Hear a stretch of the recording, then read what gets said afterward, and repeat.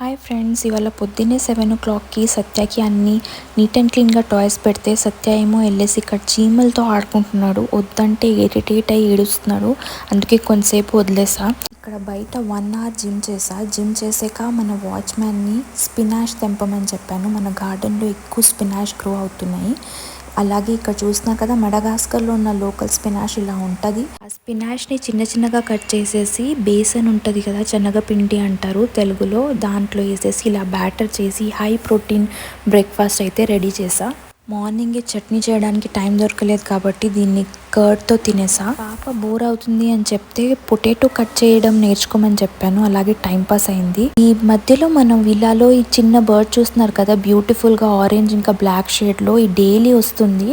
పాప భయపడుతుంది అని చెప్పి మెల్లిగా పట్టుకొని బయట వదిలేసాను. కానీ చాలా క్యూట్గా ఉంది కదా. ఎవరికైనా ఈ బర్డ్ పేరు తెలిస్తే కామెంట్లో చెప్పండి. బాయ్.